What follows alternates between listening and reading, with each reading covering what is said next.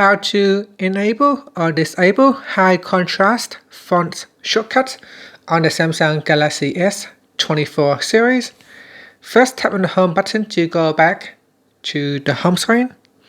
Then on the home screen, swipe down at the top and then tap on the settings icon.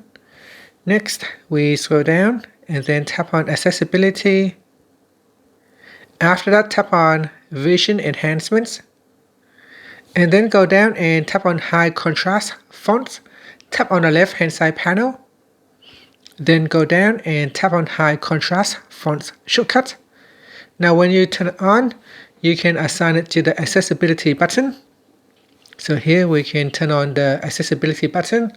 You can assign the shortcut to the side and the volume up button. So if you assign it to the side and the volume up button, here we can press like that to turn it on or turn it off.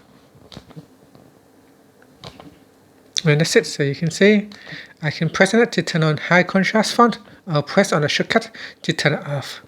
And the other one is press and hold on the volume up and down buttons for 3 seconds.